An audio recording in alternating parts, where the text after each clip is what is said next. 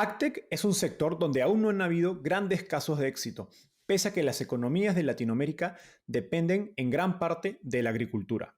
Hoy conversamos sobre los retos de este sector con Tatiana Malviaso, COO y cofundadora de Quilimo, una plataforma software as a service que le dice a agricultores cuándo y cuánto regar sus cultivos, generando hasta un 30% de ahorro en agua. La data obtenida, además, les ha permitido construir un marketplace de compensación de agua, donde grandes empresas, sobre todo de consumo masivo, le pagan a agricultores por ahorrar agua.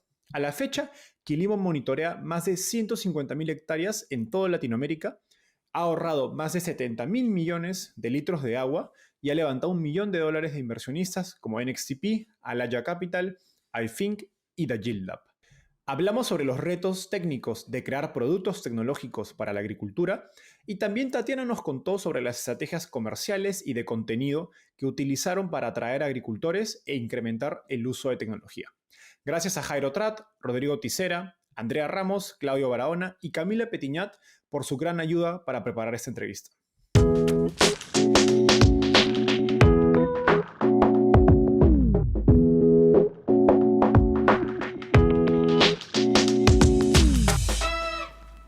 Hola Tatiana, ¿qué tal? Bienvenida al podcast. Hola Enzo, bueno, muchas gracias por invitarme. Encantado de tenerte. Tatiana, empecemos con un poco de tu historia. Cuéntanos cómo llegaste al fascinante mundo de las startups y qué te lleva a emprender en el mundo de agricultura, donde no tenías pasado o historia. Bueno, el mundo de las startups llegué por conocidos, por amigos. Yo formaba parte de una organización que se llama Global Shapers, que es una iniciativa del Foro Económico Mundial para jóvenes, menos de 30 años. Y venía, como vos decís, de un sector diferente, del sector de las fundaciones. Y hice toda mi carrera inicial ahí como directora de 2 fundaciones. Y conocí a Jairo, que es el CEO de Quilimo, y en este grupo justo me habían ofrecido una propuesta laboral para una organización que trabajaba con Quilimo, entonces le pedí referencias y Jairo me dice, no, si estás buscando trabajo, vení con nosotros. Yo no estaba buscando trabajo, pero sí entendía que ya había llegado a un techo en mi carrera profesional como dirigiendo organizaciones sociales y que tenía que dar un siguiente paso para seguir creciendo. Y Quilimos es una organización que me parece que genera un impacto muy grande, porque la agricultura genera impacto muy grande en la producción de los alimentos y en todos los sectores económicos, considero que es la base y que hay muchísimo para trabajar ahí y bueno, y así es como llegué a Quilimo. Genial. ¿Qué tan fácil o difícil ha sido aprender todos los detallitos y cosas que tiene la agricultura como industria? Imagino que como cualquier rubro, es un rubro muy técnico, tuve que dedicar tiempo a aprender sobre coeficientes de cultivos y balances hídricos, pero verdaderamente no fue complicado. Las soluciones que proponemos nosotros en torno a la gestión del agua tienen obviamente toda su base científica y técnica, pero son la verdad que no costó mucho. Genial. Ahora me gustaría profundizar en el sector de AgTech, o sea, la combinación entre agricultura y tecnología. Es un sector donde no hemos visto, creo que, grandes casos de éxito o unicornios en Latinoamérica, pese a que nuestras economías, como mencionabas, dependen en gran parte de la actividad agrícola, no solo en términos de trabajo, sino son buenas parte del PIB, digamos, del Producto Bruto Interno de los países. Y digamos, podríamos pasarnos, creo, un rato quejándonos de la falta de financiamiento y apoyo, que sí es verdad, pero creo que también lo hay en otros sectores. Y además el sector de la agricultura creo que tiene particularidades. Entonces, cuéntanos qué es lo difícil de este mercado y cuáles son esas particularidades, digamos, en términos de los agentes, del contexto, que hacen que sea difícil escalar para una startup AgTech. Ok, nosotros encontramos 2 motivos para que sea difícil escalar a una AgTech. La primera es el canal por el cual llegamos al agricultor. La mayoría de las startups venden a personas que viven en ciudades y tienen acceso a tecnología. Nosotros tenemos que venderle a un productor que se encuentra en un pueblito de 5.000 personas en el interior de México, de Argentina, de Chile, de Perú. y llegar hasta ahí es difícil, es un desafío. Y el segundo desafío está relacionado con la adopción. Okay. El agro es un sector muy tradicional, donde cuesta generar cambios porque en realidad los agricultores vienen haciendo hace años, algunos hace 30 años, algunos hace más de una generación, prácticas que le dan resultados y que le funcionan. Entonces, ¿para qué cambiar, no? Cualquiera de nosotros, cualquier persona que estuviera en su situación, lo vería del mismo modo y tomaría la misma decisión seguramente. Entonces, el desafío de la adopción creemos que se alinea en torno a los incentivos que recibe, cómo recibe esos incentivos y cómo son claros para motivar a un cambio. Creo que esos dos son los principales motivos por los cuales hace que sea más difícil escalar o que lleve más tiempo escalar a un ACTAC que a otro tipo de startup. Típicamente la agricultura es una industria, al menos en mi experiencia, liderada por generaciones, digamos, mayores y menos familiares con nuevas tecnologías. ¿Has visto algún cambio en este, digamos, facilidad o curva de adopción en los últimos años? Sí, totalmente. Las nuevas generaciones conocen mucho más las posibilidades, las nuevas herramientas que existen y cómo eso les podría facilitar prácticas o quizás dar resultados diferentes, y son conscientes también de los cambios que se tienen que generar de acuerdo al contexto de crisis climática y la situación actual del mundo. Genial. Ahora, en el caso particular, digamos, el monitoreo y gestión del agua, que es, digamos, el rubro de ustedes, cuando estaban empezando, digamos, los agricultores o productores con los que empiezan a trabajar, ¿usaban alguna otra herramienta? ¿Se medía el agua o no se medía para nada? Digamos, ¿cuál era esa práctica preexistente y qué cosas ven que los motiva a emprender en este espacio? Sí, algunos productores usan herramientas tecnológicas, usaban, por ejemplo, sondas, o también usaban datos, y con esos datos hay tablas y coeficientes regionales estudiados y públicos que los productores podían tomar y generar varios cálculos para saber qué hacer. Pero hay una encuesta en Estados Unidos que hizo el Ministerio de Agricultura en 2018, no tiene tantos años, esa fue la última vez que se hizo, que le preguntaba a los agricultores cómo tomaban sus decisiones de riego.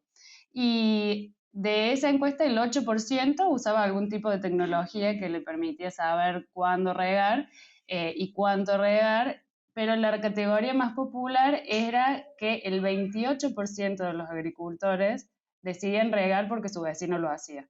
Entonces eso puede mostrar Qué el, curioso. así. Y es una cuestión súper seria. Y eso nos muestra, incluso en 2018, cómo está la situación y cómo se tomaban las decisiones en torno a riego, lo cual nos muestra cuál es la gran oportunidad que tenemos para tecnificar y poder resolver este problema de cómo se toman las decisiones de riego. Acá, bueno, el sector agrícola es, como decía antes, un sector como muy tradicional que lo que nosotros vemos, el gran aprendizaje, es cómo se alinean esos incentivos para que el productor se anime a tomar decisiones diferentes.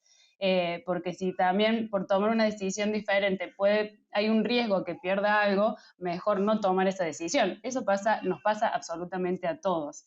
Entonces, cómo nosotros podemos acompañar y mostrar esa alineación de incentivos, que lo estamos logrando también con todos los ahorros de agua. El año pasado nosotros ahorramos 32 mil millones de litros de agua, que es el agua que usa, por ejemplo, la ciudad de Buenos Aires en 2 meses. Entonces, esto nos va marcando el camino de cómo sí se pueden tomar mejores decisiones. Ahora, y esta quizás es una pregunta que surge de mucha ignorancia. ¿Qué tanto los agricultores valoran ese ahorro en agua? Porque siempre se habla que en nuestros países, sobre todo en Sudamérica, somos ricos en agua, al menos en comparación a otros, digamos, a otros continentes, como no sé, Estados Unidos, Europa. ¿Qué tanto ese incentivo creo que has mencionado en algunas entrevistas, 30% de ahorro de agua, es suficiente para, digamos, generar ese cambio de comportamiento de manera drástica? Bueno, a ver, América Latina tiene sectores con mucha abundancia de agua y sectores con mucha escasez de agua. Entonces no es lo mismo para todos. La realidad local de cada agricultor es diferente. Y entonces no es un incentivo completamente el ahorro. Nosotros empezamos probando eso, luego probamos el incentivo de la rentabilidad también que tenían al generar estos ahorros. Pero lo último que descubrimos y donde pudimos encontrar cómo darle la vuelta a este modelo, hacer que cierre este círculo de la gestión del agua, es poder pagarle al agricultor por generar esos ahorros de agua. Y eso lo logramos gracias a los proyectos de compensación de agua. Nosotros generábamos ahorros y hay industrias y hay sectores que no pueden, que utilizan agua y no pueden generar esos ahorros.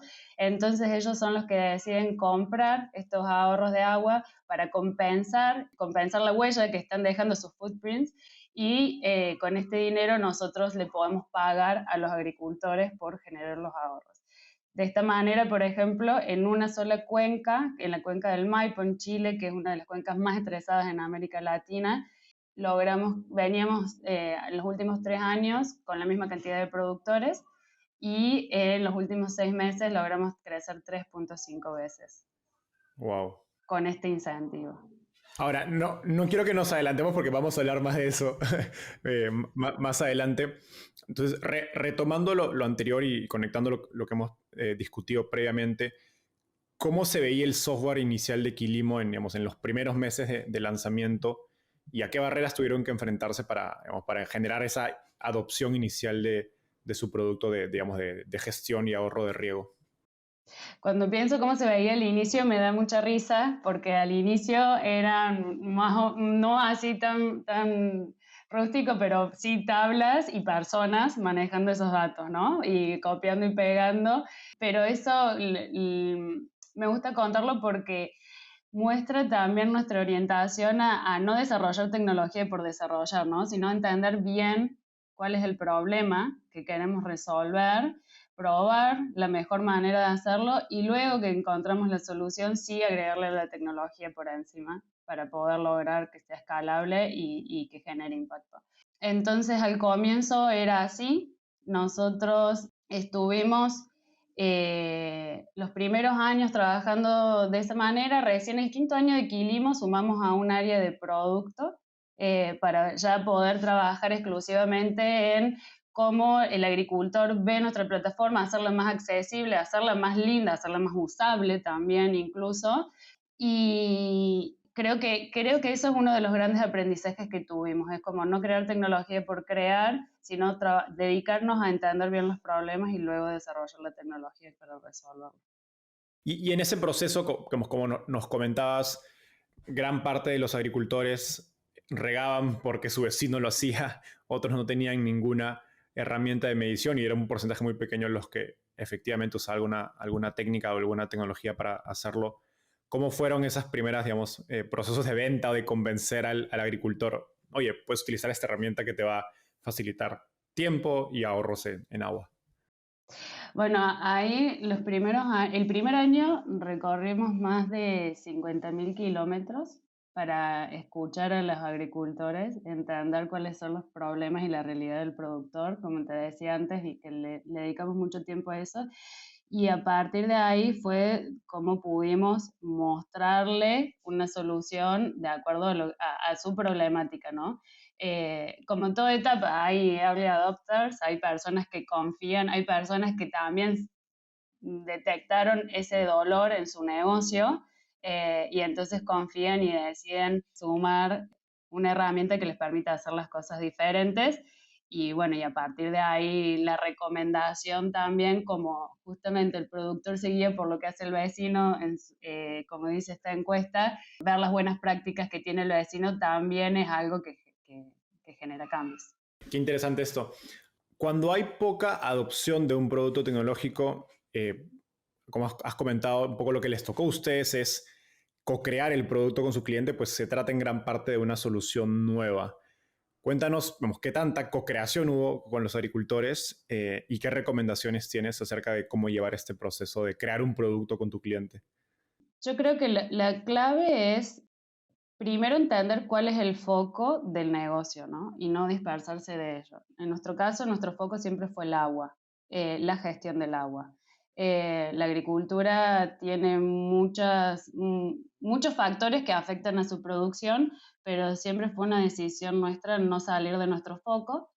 Y esto lo aclaro primero porque claro que todos buscamos escuchar a nuestros clientes y todos buscamos entender su problema, lo cual es súper difícil, pero también escucharlo no significa hacer lo que él pide, porque justamente hay personas capacitadas que entienden qué pide, pero pueden ir un poco más profundo para entender el verdadero problema y entender si eso está dentro de nuestro alcance en la gestión del agua y pudimos ir mejorando nuestra herramienta de ese modo, que es algo que seguimos haciendo permanentemente, y si no, si es algo que no está dentro de nuestro alcance, tenemos una lista de personas o empresas que resuelven ese problema y nos preocupamos mucho por conocer personas, si un cliente, dos o tres piden lo mismo, entender quién en esa zona es el mejor que puede darle esa solución y los vinculamos.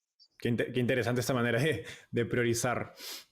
Ahora, cuéntanos un poco más del producto. ¿Ustedes no utilizan un hardware en sí? Entiendo que apalancan hardware de otros proveedores y por lo tanto, digamos, su producto es un poco más escalable porque no necesitan, digamos, drones o algún tipo de medidor o sensor en campo para que el producto funcione. Entonces, cuéntanos cuáles son, digamos, los retos técnicos detrás de un software del tipo de Quilimo y cómo se aseguran, digamos, que la data que capturan y las recomendaciones que generan sean precisas y confiables. Ok, nosotros usamos principalmente, bueno, Big Data y utilizamos Machine Learning, que es relativamente fácil de implementar con las personas tecnológicas adecuadas para ello, pero el desafío está en torno a los datos que alimentan ese modelo, ¿no? Y la precisión de nuestro sistema justamente la da que nosotros venimos sistemáticamente recolectando datos de suelo que nos permiten alimentar este modelo y darle cada vez mayor precisión. O sea, permanentemente lo vamos actualizando. Hoy tenemos el dataset más grande de datos que existe en el mundo y cualquier persona o cualquier empresa que quiera empezar un camino similar, generar ese dataset le va a llevar mucho tiempo y que creemos que ese es el gran diferenciador y por lo cual también nosotros podemos tener mucha precisión sin tener hardware en el suelo, usando solamente datos climáticos y datos satelitales. Explícanos cómo funcionó la recolección digamos, de esta data. Bueno, y nosotros tomamos datos en el suelo, datos de humedad o datos de textura, que cómo está compuesto este suelo, y esos datos los procesamos en laboratorios y de esa manera vamos teniendo el dataset.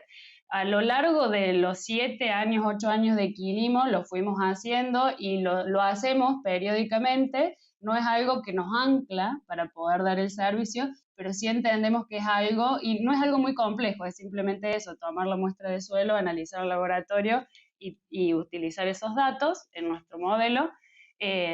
No pareciera algo que fuera súper local, pero verdaderamente no lo es. Es sencillo y es rápido, y si esto se va haciendo sistemáticamente, siempre nos va permitiendo tener actualizado ese dataset. Uh-huh. Me imagino también que no hay los cambios en la composición digamos, de los terrenos no son tan drásticos, entonces no tienes una necesidad de recolectar el dato, no sé, cada mes, ¿no? De repente cada trimestre, cada semestre, y los modelos siguen siendo precisos. Exactamente. La composición de los suelos son más permanentes, digamos. Sí, lo que varía es la humedad, pero eso lo podemos obtener por los datos climáticos y los datos satelitales. Uh-huh. Genial. Ahora, si volvamos a lo que contabas hace unos minutos y pensando, digamos, en el roadmap de producto de Quilimo, recientemente, a partir de la data que han recolectado y que nos contabas, han empezado a habilitar funcionalidades potentes. Creo que es la del marketplace de compensación de agua, me parece lo más fascinante, porque es un producto que combina pues AgTech con esta nueva tendencia de Climate Tech. Cuéntanos por qué esta funcionalidad es tan potente y bueno, y pensando futuro, ¿qué otras herramientas y servicios podría habilitar Quilimo a partir de toda la data que tienen recolectada? Bueno, respecto, pensando en nuestro roadmap, cómo llegamos hasta ahí, nosotros cuando establecimos la visión de Quilimo dijimos, queremos transformar el valor del agua en la producción de alimentos. Y ahí nuestro scope fue mucho más grande, estuvimos muy anclados en agua, pero mucho más amplio que agricultura. Entonces, nosotros consideramos que el agua tiene un valor, claro que tiene un valor, sin agua no vivimos, pero no tiene un valor económico, lo cual está muy bien que sea así porque es un derecho humano. Pero como no tiene un valor, nosotros decimos, bueno, ¿qué sería que el agua tenga valor? Haciendo brainstorming, estas sesiones que después muchas veces no prosperan, bueno, que tenga valor sería que alguien te pague por eso. Entonces, nosotros dijimos, bueno, le vamos a pagar a los agricultores por hacer ahorros de agua. ¿Cómo? No sabíamos. Pero bueno, sabíamos cómo hacerlos ahorrar agua y a partir de ahí empezamos a tener un montón de conversaciones con diferentes actores y involucrarnos mucho en el ecosistema de la agricultura, con gobiernos, con organizaciones. Y ahí, así fue como llegamos a entender que hoy existen sectores productivos que utilizan mucho agua, que están muy interesados en ser agua neutral y que no lo pueden hacer, o pueden hacer una parte, pero otra parte no, y que necesitan de la agricultura o necesitan de otros sectores para poder ser neutrales en los ecosistemas. Entonces, así fue como pudimos llegar a encontrar este modelo, es decir, nosotros tenemos ahorros, alguien quiere pagar, nosotros nos propusimos pagarle al agricultor por esto, acá está. Eh, y bueno, y así fue como fue nuestro roadmap en cuanto a los modelos de compensación de agua. Qué interesante esto de que describes qué pasa si le ponemos un precio al agua, porque literalmente lo que están haciendo es como si a cada persona que se baña al día y se baña en 15 o 20 minutos en lugar de 5 nos pagarías por la diferencia del agua. Y probablemente mucha gente si le dijeras te voy a pagar los X cantidad de dólares por pasar de bañarte en 20 minutos a 5, todos nos cambiaríamos porque, bueno, pues tantos baños en el año, pues sí, de repente es plata importante, ¿no? Entonces, cuéntanos un poco más digamos, de ese segmento y perfil de clientes, porque al final de cuentas han pasado a través digamos, de un software de datos, han creado digamos, un supply de agricultores que crean digamos, ahorros de agua y ahora están empezando a construir el otro lado, digamos, para formar este marketplace, digamos, donde tienes agricultores del lado de la oferta y tienes a las compañías, entiendo, de consumo masivo, industriales, que son quienes demandan los ahorros de agua. Cuéntanos un poco más de este lado de la demanda, qué perfil digamos, de compañías o corporativos son y cómo están empezando a digamos, venderles este producto que me imagino que también es un producto relativamente nuevo para ellos. No es quizás como el mercado de créditos de carbono, que es algo que lleva mucho más años desarrollado. Sí, el perfil de los clientes son, bueno, nuestros dos primeros clientes fueron Google y Microsoft. Y tenemos varios clientes más que todavía ya vamos a ir contando a medida que podamos, pero son todas empresas top, industrias de tecnología, de alimentos, de bebidas. eh, que están comprometidas públicamente en ser agua neutral y están trabajando en ello. Y que como vos decís, este es el primer modelo que existe de compensación de agua. De hecho, nosotros escribimos los estándares y los estamos publicando próximamente para que también ya quede y se pueda utilizar ese modelo de compensación de agua.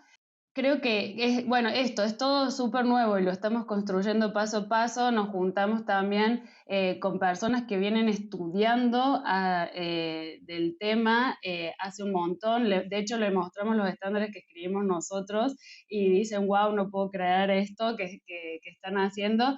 Es como con todos los actores que fuimos socializando a medida que, desde que surgió la idea hasta que se plasmó en proyectos concretos, eh, lo fuimos socializando y todos y conseguimos muchos adeptos incluso del lado de los farmers, que también farmers que antes nos decían sí, me gusta lo que hacen, lo veo necesario, pero no, cuando vinimos con esta alineación de incentivos que venía conversando antes, diciendo, mira, te voy a pagar, vas a agarrar esto, que sí lo sabes, y te voy a pagar esto, que es hasta 2 veces lo que ellos nos pagan por contratar el servicio, y es una transferencia que le hacemos a su cuenta al final del ciclo cuando verificamos los ahorros. Estamos sumando cada vez más actores, farmers que están comprometidos con esta causa e industrias que están también súper comprometidas con la causa. Me encanta porque creo que están resolviendo una discusión política muy grande acerca de si el agua debería tener un precio o no, ¿no? Y probablemente todos acordamos de que no debería tener un costo, al menos para las personas, pero consecuencia de esa creencia también es que, pues justamente como no tiene valor, pues lo desperdiciamos y no hay incentivos por ahorrar o hacer un uso más consciente del agua, y creo que poniendo con tecnología de datos, poniendo este marketplace encima, pueden alinear incentivos para pues ahorrar agua, ¿no? Que a fin de cuentas es algo que nos beneficia a todos. Ahora me gustaría hablar más de, digamos, de ventas, de go-to-market y la estrategia de Quilimo para crecer en Latinoamérica. Primero, en un episodio pasado, Camila Petiñat de Agile Lab, a quien conoces, nos contaba cómo la pandemia fue un cambio radical en la manera en que se vendía en el sector de AgTech. Cuéntanos en su caso qué cambios importantes trajo la pandemia en términos de atraer clientes, cómo vendían y cómo los onboardeaban al producto. La verdad que para nosotros fue fantástico, a nivel interno y a nivel externo, porque antes de la pandemia teníamos que subirnos a una camioneta viajar un día para llegar a un pueblo en el interior de un país, porque obviamente no llegan aviones ni nada, y tener una reunión de 2 horas y volvernos. Eh, Eso a nivel equipo logró disminuir el burnout terriblemente y aumentar muchísimo más la productividad, porque como ya no se podía hacer eso, los productores aceptaban tener calls. Y en esas calls ahorramos todo ese tiempo de trabajo, pudimos tener más calls e incluso pudimos llegar a nuevos países como Perú y México, que nuestros primeros clientes fueron en pandemia, en 2020, y de esa manera, por ejemplo, abrimos esos 2 mercados. Uh-huh. Qué interesante y qué difícil debe ser las ventas cuando tienes que pues, recorrer todo el campo, a diferencia de, como decías, cuando otro producto de tecnología, que usualmente esos clientes están concentrados en grandes ciudades y son maneras más sencillas.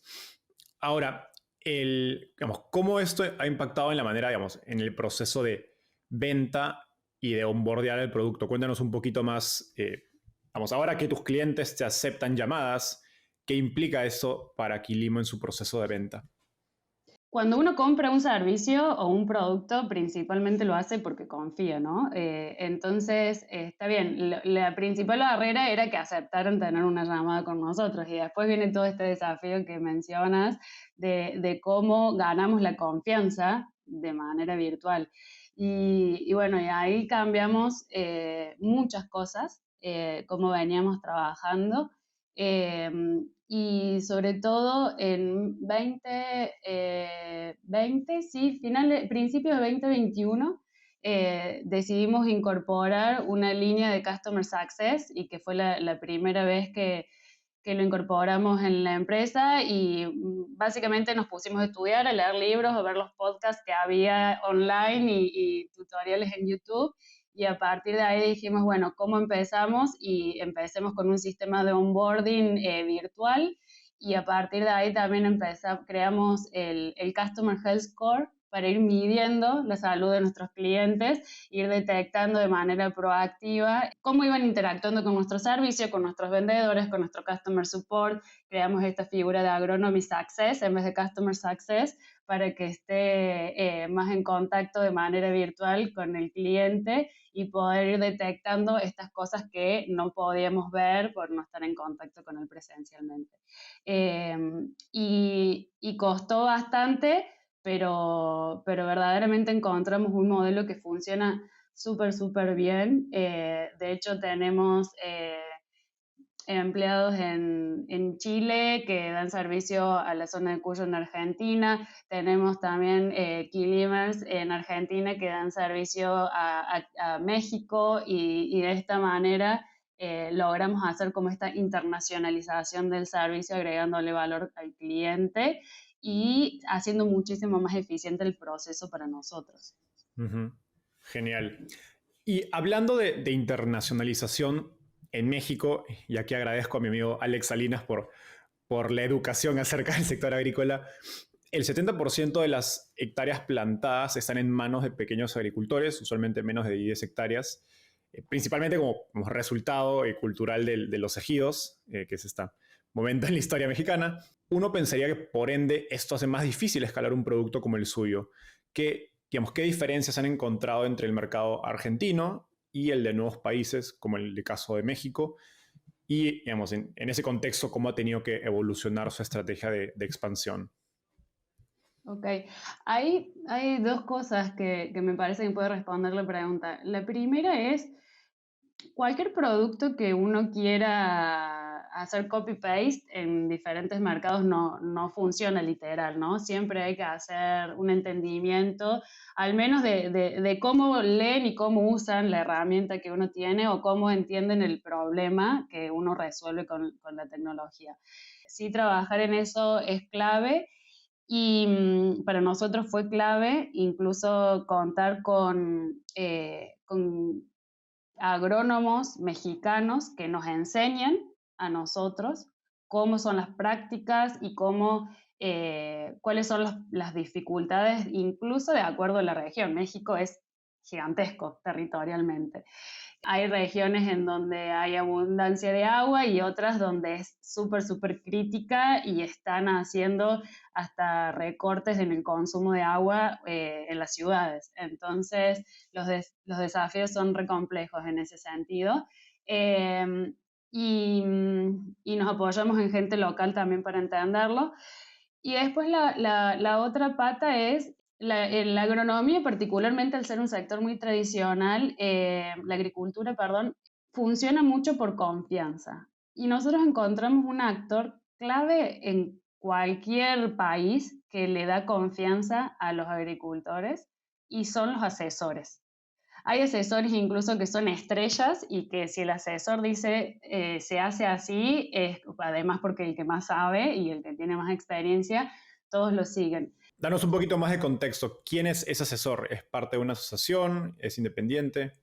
Son personas independientes, sí, que trabajan, que son los que más saben sobre determinados cultivos. Por ejemplo, en Chile, no sé, en los asesores, hay asesores de cerezo, después de nogales. En los cultivos de commodity, los asesores saben más de todo un poco, porque las prácticas son diferentes. Y en los cultivos pero de todos modos también hay expertos de maní, de soja, de maíz, pero son especialistas sobre cultivos o sobre alguna práctica dentro de la agronomía que el agricultor lo contrata para que lo guíe en cómo realizar sus prácticas. Entonces, son muy bien respetados y los agricultores entonces confían mucho en ellos. Y a partir de ahí es donde nosotros entendimos que si ellos son los que más saben, nosotros también teníamos que ir a preguntarles a ellos. Y además, generar alianzas con ellos es lo que nos iba a permitir también que nos conozcan y que confíen en nosotros también. Entonces, generar estas alianzas con estos asesores que empezamos a generar alianzas a través de la Academia de Riego, que bueno, es otra línea que tenemos en Quilimo, que es la que nos permite educar respecto al uso del agua, era un camino que nos iba a permitir esta internacionalización.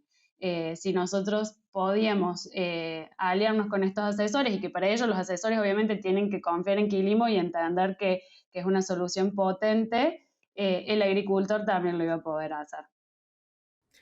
Profundicemos en la Academia de Riego, que me parece una estrategia de marketing de contenidos y educación fascinante. La academia surge como una capacitación, entiendo, para 10 agricultores en el interior de Argentina y hoy, pues años después, tiene 75,000 suscriptores, digamos, en toda la región. Y si bien no monetizan la academia de riego, es un esfuerzo importante en términos de tiempo y dinero. Cuéntanos cuál fue la idea detrás de crear la academia de riego y qué valor estratégico tiene hoy para Quilimo. Me imagino que es parte importante de su estrategia, digamos, de ventas y de marketing. Sí, la Academia de Río empezó como decís, de hecho se llamaba Mate con Regantes, porque íbamos a un lugar, llevábamos el mate y nos poníamos a conversar con los productores regantes. Claramente eso no iba a servir a la estrategia de internacionalización. Así que, bueno, empezó principalmente como una acción de marketing para poder llegar a conseguir leads y poder tener nuevos clientes. Lo cierto es que tuvo tan buena aceptación. Nosotros cada vez que íbamos a un lugar, incluso invitábamos al organismo local de agricultura, a la asociación de productores, a las universidades también si lo habían, y todos se sumaban y querían crear contenido con nosotros porque es una necesidad la capacitación, conocer nuevas prácticas, buenas experiencias. Volvamos a lo que te decía antes, ver qué hace el vecino es re importante porque ahí uno puede aprender cómo mejorar o qué cosas optimizar.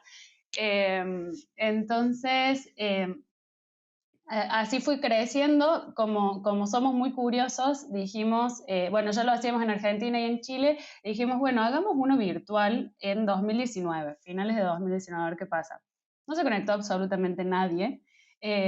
Hicimos un webinar que estábamos solo nosotros y el disertante, pero lo cual nos permitió que en abril de 2020, cuando ya estábamos todos encerrados, pudiéramos decir, bueno, hagamos uno virtual nuevamente y ya ahí aprendimos, bueno, cómo los canales para difundirlo, cómo organizarlo, etcétera.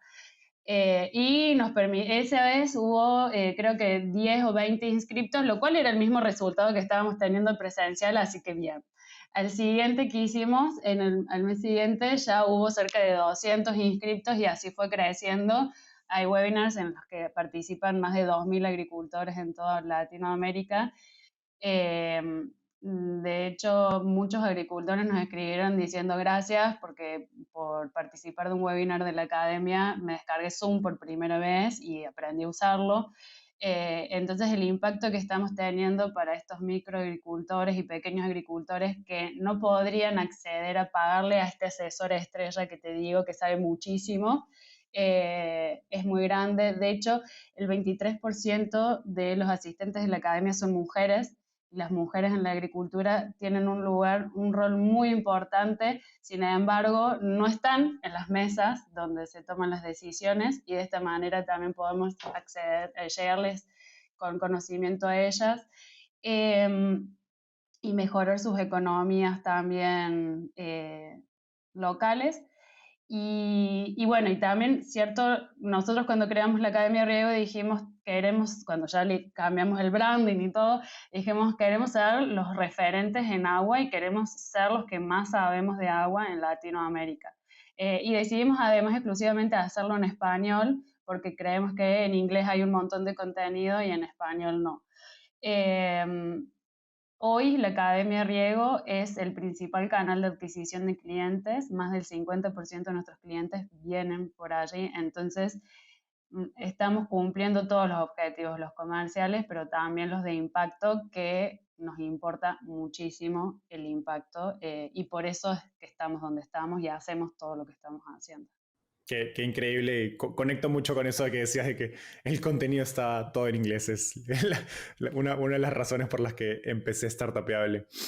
Ahora, me da curiosidad, ¿a qué tipo de ROI o digamos, de retorno han encontrado la academia digamos, de riego? No solo en términos de captar leads, sino en términos de adopción. Me imagino que es distinta la conversación de Quilimo yendo a hablarle a un agricultor por primera vez versus Quilimo yendo a hablarle a un agricultor que quizás llegó por la Academia de Riego y tuvo algunos puntos de contacto. Y pues, digamos, la Academia de Riego al final termina siendo mucho el trabajo de, como se dice, de nurturing, ¿no? del lead, a diferencia de si le vayas a hablar directamente. Sí, completamente. De hecho, al principio, me acuerdo los primeros clientes a los que llamábamos porque llegamos por algún canal nos llegó la recomendación para hablarles, era quién es Quilimo, y no entendían ni siquiera el nombre, y a partir de la Academia de Riego, sí, el posicionamiento que logramos tener, la imagen que logramos también es súper, súper positiva. De hecho, no solamente adquirimos clientes, la mayoría de los empleados y los agrónomos que nos escriben de toda Latinoamérica que quieren trabajar en Quilimo y que nos conocen por la Academia de Riego, es impresionante. Entonces, es una estrategia que nos nutre por todos lados y que verdaderamente tiene retorno. Nosotros tenemos un equipo súper grande trabajando para la Academia de Riego. Me Eh, imagino, ¿no? No suena atender a 75.000 personas o consumidores de contenido, no suena un esfuerzo pequeñito, no es un newsletter y ya está. Y ya está. no, total. Además generamos entre 5 y 7 contenidos nuevos por mes, perdón. Entonces hay mucha gente generando alianzas, generando contenidos, toda la logística es súper importante. Y por eso preguntaba acerca del retorno, porque tiene que haber un retorno considerable para embarcarse en esta inversión de tiempo y enfoque también, ¿no? Porque de algún modo termina siendo parte del producto de Quilimo, ¿no? No es solo una estrategia de marketing donde pues pagas o lo dejas hacer conforme tienes, digamos, presupuesto o hace sentido. Es algo más de mediano plazo. Siguiendo por la línea de educación, a ver, esto no es solo un reto para nuevos clientes, sino para potenciales inversionistas. Con todos los cambios que han venido pasando en los últimos años, en términos de nuevas metas de sustentabilidad, interés por impacto ambiental, etcétera, ¿has visto un interés creciente de inversionistas en, digamos, en educarse, en aprender sobre el mercado de agua y agricultura? ¿Y qué les recomendarías a los que estén interesados en este sector? Sí, claro que cada inversor tiene su estrategia y tesis a las que sigue y está muy bien. Sí, hay mucho mayor interés. Quizás nuestros primeros inversores eran únicamente de Actec y después fueron siendo más agnósticos a los sectores y por eso decidieron invertir en nosotros. Incluso, bueno, con los proyectos de compensación de agua, también nosotros estamos posicionándonos como una climate tech, entonces estamos conociendo todo un mundo nuevo en lo que es venture capital y bueno, y está súper interesante. Hay fondos, hay un montón de oportunidades. Sobre todo en Climate Tech, es uno de los En sectores que... Climate Tech es uno de los sectores que hasta el momento no está tan resentido, ¿sí? Lo cual es súper importante. Bueno, y me habías preguntado por consejos. Yo creo que el retorno de la inversión siempre está en cualquier rubro, un poquito antes, un poquito después, pero no por nada siempre los inversores prestan mucha atención al equipo fundador, ¿no? Porque quizás no es la solución o el producto inicial, sino que es esta capacidad que tenemos todos de ir aprendiendo sobre la marcha y tomando decisiones lo más rápido posible. Entonces, nada, aquí, no, o sea, no, mi consejo sería no descartes por ser Actec, que muchas veces, bueno, viene un rubro y decimos sí, no, sino que den la oportunidad de poder conocer al equipo fundador porque se pueden sorprender. Hay muchas soluciones y muchas personas muy interesantes trabajando en el sector. Totalmente de acuerdo. Ahora me gustaría ir hacia el tema de talento. Todo el mundo con los que hablamos para preparar esta entrevista nos dijo que eres pieza central, digamos, del crecimiento de las operaciones y la cultura de Quilimo. Al pasar digamos, de 10 a 100 empleados, ¿qué lecciones has aprendido acerca de cómo mantener una cultura fuerte en un contexto de alto crecimiento? Yo creo que hay tres cosas claves que aprendimos haciendo también, ¿no? La primera es que la cultura se diseña al principio de la compañía, dentro de los 2 primeros años y cuanto antes uno pueda. No hay que poner únicamente los focos en el desarrollo del producto y del negocio, sino que la cultura y las personas van a ser las que van a poder ejecutar ese crecimiento de negocio. Entonces, Desarrollar la cultura significa poner las reglas claras de qué espero que hagas y cómo espero que lo hagas, y que estemos de acuerdo si vas a trabajar acá y si te vas a sumar a este desafío. Entonces, nosotros diseñamos, le dedicamos cerca de 6, 8 meses a diseñar nuestra cultura. Y nuestra cultura son simplemente 8 valores que dicen el valor y 3, 4 oraciones que te dicen cómo deberías proceder para cumplir con ese valor. Y tenemos 7 reglas y tratamos de quedarnos ahí y no extenderlo. Y 8 años de Quilimo sigue siendo la misma cultura y creo que agregamos una sola regla. Ahí nos inspiramos mucho en la cultura de Netflix, de libertad y de responsabilidad, porque nos sentimos muy identificados y también a eso cuando lo construimos pensamos, bueno, ¿cómo somos nosotros los founders, no? Porque sería, sería un gran error poner valores aspiracionales y no valores reales en los que tenemos, porque vamos a estar diciendo una cosa y haciendo otra al final. La segunda es la cultura, lo que aprendimos es que la cultura se vive a través de los líderes. O sea, no hay que esperar que un área de people o de recursos humanos sea quien esparza la cultura y que haga que todos trabajen acorde a ella, sino que cada uno de los líderes son los que tienen que ser los principales promotores y actores de acuerdo a nuestra cultura, y a través de ellos que todo el equipo pueda trabajar de ese modo. Eso es lo que lo hace escalable de 15 a 100 y a 500. Y después la tercera que aprendimos, y esta es la más dolorosa, pero en la selección no únicamente de las nuevas personas, no únicamente basta que sepan o que cumplan con las habilidades técnicas necesarias para ese puesto, sino que el fit cultural es más importante que las habilidades técnicas, porque es cómo trabajan las personas, ¿no? Cómo van a lograr esos objetivos, cómo nos vamos a entender, cómo vamos a estar en la misma página. Entonces, bueno, eso es clave también. Creo que en un contexto de crecimiento, esa última recomendación es difícil de cumplir, ¿no? Porque a veces, oye, no sé, tienes que abrir tal nuevo país o estás lanzando tal nuevo producto, necesitas gente, ya llevas semanas o meses buscándolo y pues creo que es en esos puntos de fricción donde terminas por, digamos, sacrificar cultura por contratar a la persona rápidamente y eventualmente creo que eso se ve en el tiempo cuando la persona pues no hace fit con el equipo. Total. Y bueno, y ahí justamente si contás con un equipo de liderazgo que está acorde a la cultura, es el que puede decir, no, no lo hagas, fíjate esto y esto, recuerda tal, seguimos, esperamos, busquemos más, vamos por otro camino. Y eso es súper importante para no poder caer, porque sí, todos caemos en algún momento en esa tentación. Ahí es donde pues, se pone a prueba la cultura de verdad. Ahora, hay mucha competencia, digamos, por talento en el mundo de startups y tecnología. Creo que ha bajado un poquito en los últimos meses con los cambios en el mercado. Pero Actec no es precisamente, como hemos hablado, el sector mejor financiado de startups. Digamos, en ese contexto, ¿cómo construyes una cultura para competir con salarios altos e igual atraer gran talento sin, digamos, tener los presupuestos excesivos de compañías en otros sectores como FinTech? Sí, es súper difícil, es un problema que vivimos día a día.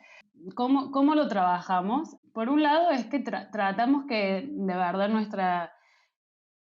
nuestra cultura y nuestra manera de ser, tratar de promoverla y difundirla es algo que estamos empezando ahora, no es algo que le hayamos podido poner atención antes, lamentablemente, pero entendemos que es súper importante para poder atraer talento, porque nosotros ya sí vemos una coherencia entre lo que decimos y lo que hacemos, y de hecho en todos los procesos de entrevista los candidatos que después entran dicen, wow, no puedo creer que es exactamente como lo dijeron. Otra cosa, tratamos de tener sueldos competitivos, eso sí, pero creo que quizá el gran valor de por qué alguien elige trabajar en Quilimo o no es el impacto. Nosotros somos una compañía de impacto y una compañía que buscamos hacer, transformar. Creemos que las cosas se pueden hacer de manera diferente y buscamos ser disruptivos completamente en el mercado. O sea, nuestro objetivo es transformar cómo se están haciendo las cosas en la agricultura en torno al manejo del agua y incluso en todos los sectores económicos ya. y creemos que ese también es el principal atractivo previamente a que alguien entre a la organización y la conozca. Y luego en la retención trabajamos, bueno, muchísimo, tenemos ritos de liderazgo que son los que nos permiten estar atentos a las necesidades, al bienestar. Trabajamos muchísimo, muchísimo bienestar. El ratio de elogios me parece genial. El ratio de elogios tenemos, sí. Medimos semanalmente el sentimiento de las personas y las personas los completan. Y medimos la cantidad de feedbacks que se dan y medimos la cantidad de elogios, porque también las conversaciones difíciles nos parecen muy importantes poder incentivarlas. Ese es nuestro KPI de cultura. Y después tenemos, bueno, encuestas de bienestar trimestrales, tenemos, también participamos en el ranking de Great Place to Work, tenemos performance review que llevan muchísimo, muchísimo tiempo y de verdad que es un trabajo del líder súper profundo, pero que le genera un impacto verdaderamente transformador semestre a semestre a cada una de las personas. Trabajamos mucho en la capacitación y cuando pensamos en la capacitación no solamente pensamos en qué habilidades necesita esa persona tener hoy para su puesto, sino que le preguntamos a dónde te gustaría estar después de Quilimo y trabajamos y lo tratamos de acompañar para que se forme para eso incluso. Bueno, no en este momento, y tenemos una plata, todo esto lo manejamos al principio, como manejamos nuestra plataforma, cómo era la tecnología, un Excel y una persona, bueno, también lo hacíamos así, y después incorporamos una herramienta que nos resolvió muchísimo tiempo, que lleva todo esto y en en un solo software, y que de hecho yo quería comprar esa herramienta desde el principio y me decían, no, no te podemos vender porque tienen muy pocos empleados.